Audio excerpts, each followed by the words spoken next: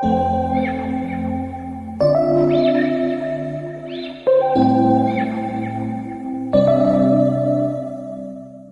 don't know, y'all. This might be my new vlogging spot. This just might become the new spot that I sit, record, and talk to you guys. I'm gonna see how this video goes. Hopefully the birds in the background won't be too loud and you guys can hear me and see me as well as I think you can, okay?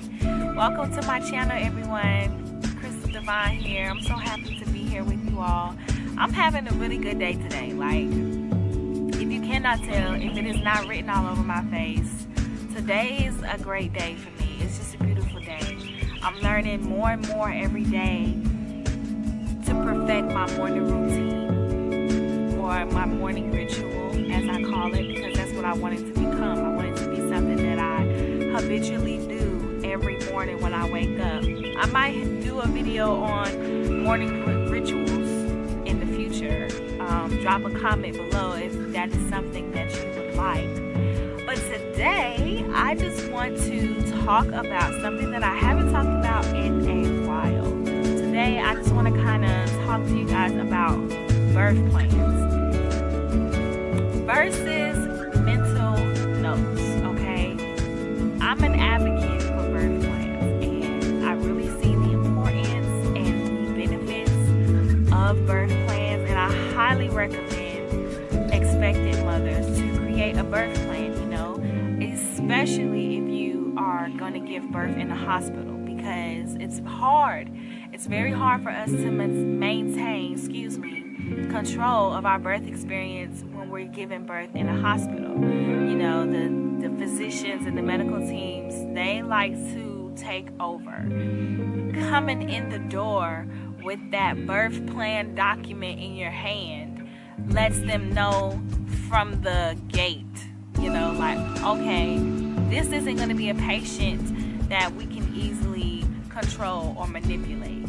And that may sound crazy to some people, because a lot of people don't realize the manipulation and fear tactics that we undergo when we go in the hospital, period. Not just for giving birth, but just going in the hospital, period. But it's the truth. It's the sad truth, but it's the truth, you know.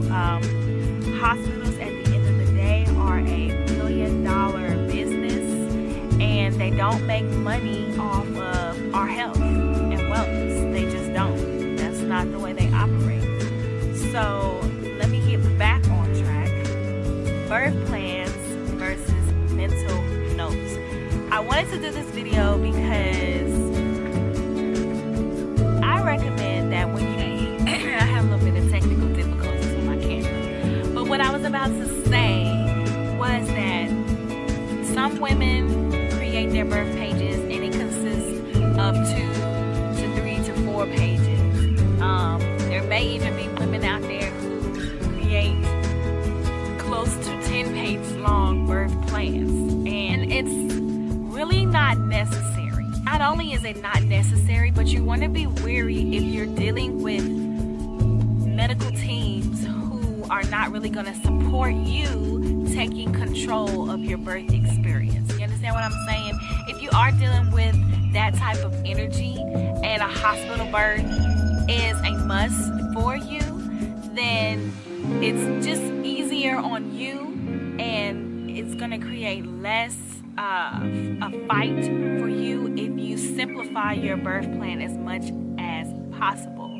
And really, a birth plan is only supposed to list your preferences. It shouldn't list everything you do like, everything you don't like, everything you do want, or everything you don't want to occur, you know.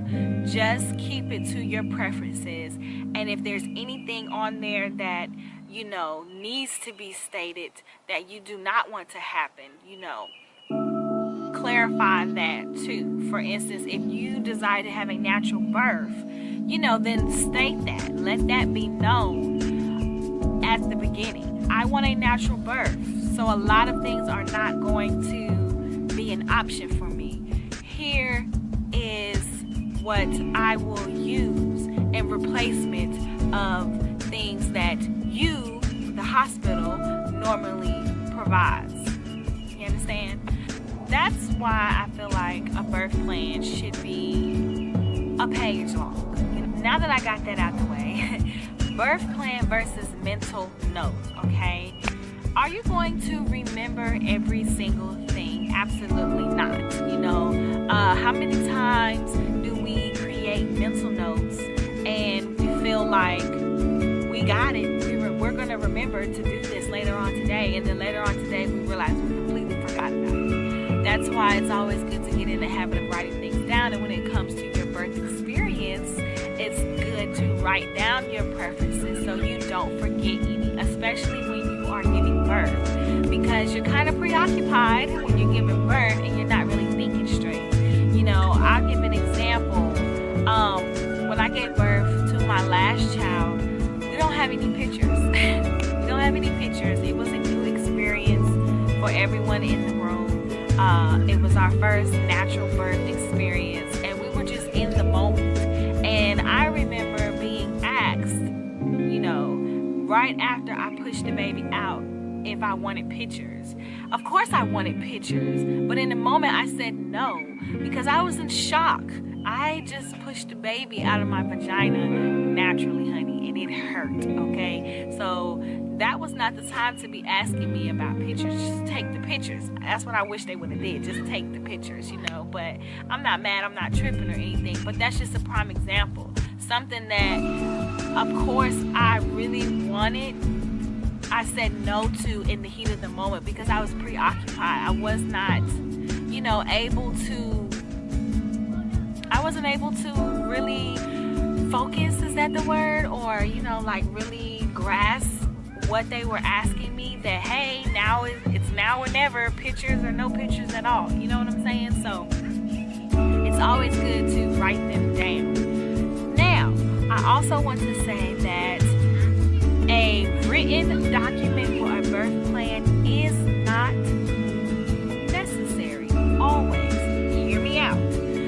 I say this because I had a birth plan in my mind, but I never gave my OBGYN a birth plan, and I never gave the hospital that I gave birth at a birth plan, okay? I was kind of obsessed with how I wanted my birth experience to go. So I don't want to say that I knew everything in my head, but I kind of knew what to expect from them because I had done tons of research on hospital births, and I knew, what I wanted. I knew what type of birth experience I wanted. So when we got to the hospital, I was able to set the tone, answer questions, and let nurses know right off bat what I'm okay with and what I'm not okay with, and what type of birth experience I'm gonna have.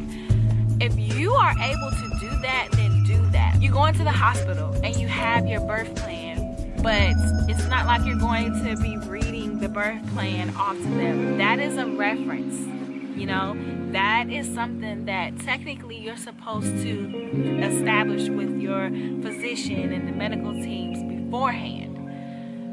If you don't get a chance to do that, you can still bring it with you, and you can give it to whoever your nurse is going to be, and you guys can have a moment where you kind of talk about it real briefly before labor starts to get hectic, if you have that time or that space.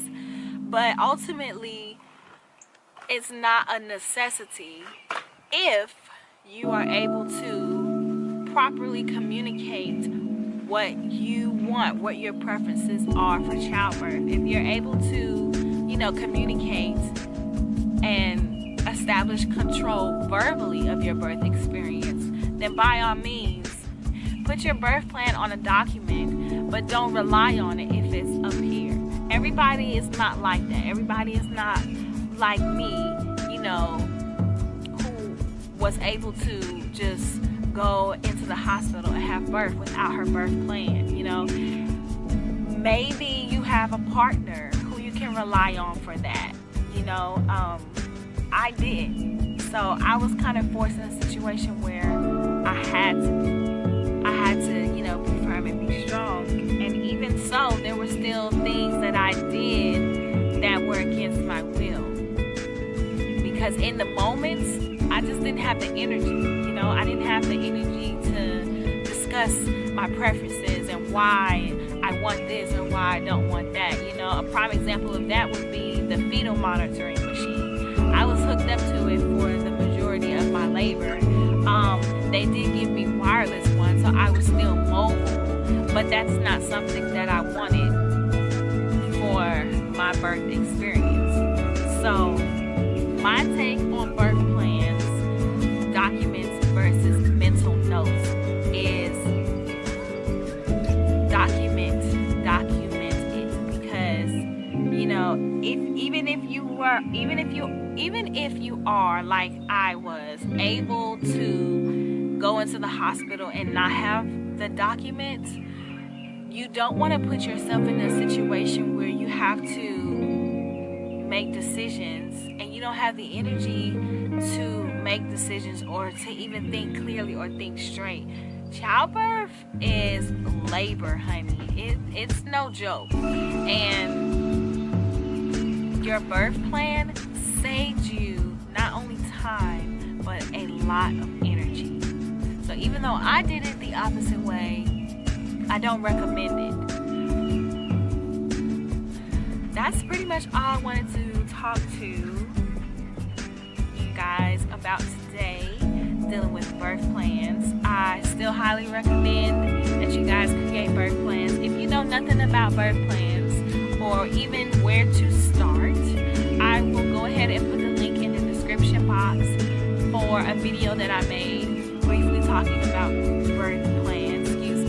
I'm also going to put a link in the description box for my ebook. I wrote an ebook on how to get started creating a birth plan. It's a quick start guide, so you can go on my website and purchase that as well. And feel free to check out my website because I have lots of information, not only about birth plans, but medical interventions and breastfeeding and making your own baby food and even vaccinations and natural immunization. But I'm going to go ahead and end this video. Thank you so much for tuning in. Peace and love, family.